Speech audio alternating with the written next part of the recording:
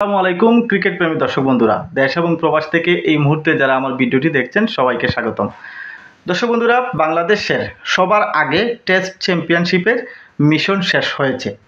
Windies সিরিজের মধ্য দিয়ে সবার আগে বাংলাদেশের টেস্ট চ্যাম্পিয়নশিপের মিশন শেষ হয়েছে।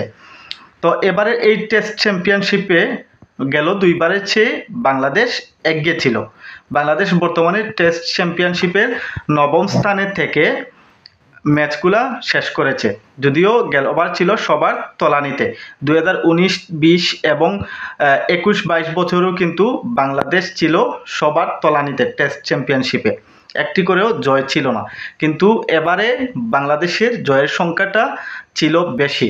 তো এই টেস্ট চ্যাম্পিয়নশিপে বাংলাদেশ গেল দুইবারের চেয়ে এবারেই মূলত এগিয়ে ছিল। অ্যান্টিগায় ওয়েস্ট ইন্ডিজের বিপক্ষে দ্বিতীয় টেস্টে জিতে বাংলাদেশ সিরিজ ড্র করে এবং একে সিরিজ ভাগাভাগি হয়ে যায়। তো এরপরেই মূলত বাংলাদেশের টেস্ট চ্যাম্পিয়নশিপের ম্যাচ শেষ হয়েছে। বাংলাদেশের বর্তমান অবস্থান 9 নম্বরে, বাংলাদেশের ঠিক পিছনে রয়েছে ওয়েস্ট ইন্ডিজ। যদি ওয়েস্ট ইন্ডিজ বাংলাদেশকে ওভারটেক করতে হয় তাহলে তাদের আগামী টেস্ট চ্যাম্পিয়নশিপের খেলা হচ্ছে পাকিস্তানের সাথে, যেখানে একটা ম্যাচ জিততে হবে এবং একটা ম্যাচ ড্র করতে হবে, তবেই তারা বাংলাদেশের আগে আসতে পারবে, যেটা পাকিস্তানের মাটিতে আসলে হয়তো কোনোভাবেই সম্ভব হবে না।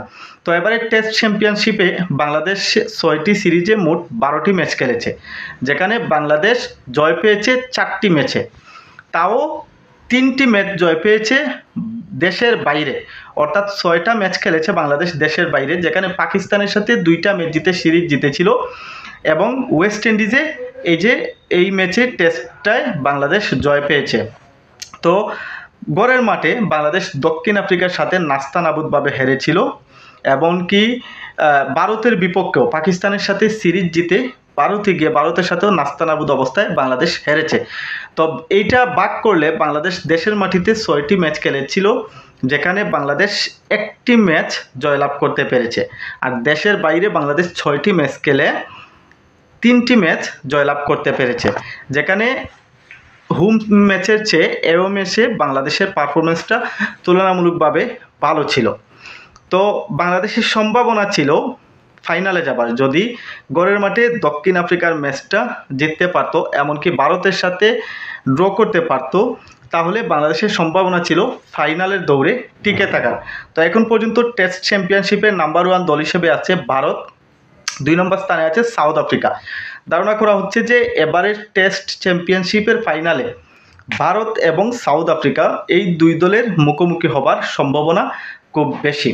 তো যাই হোক, বাংলাদেশের পরবর্তী মিশন আস্তে আস্তে যেন বাংলাদেশ টেস্ট ক্রিকেটেও উন্নতি করে, আর আমাদের বাংলাদেশের পেস বোলারদের অতীতের তুলনায় বর্তমানে অনেক ভালো। যদি বাংলাদেশের টেস্টে 2-3 জন স্পেশালিস্ট ভালো ব্যাটসম্যান খুঁজে নিতে পারে, তাহলে বাংলাদেশও আস্তে আস্তে টেস্ট চ্যাম্পিয়নশিপে উন্নতির দিকে যাবে।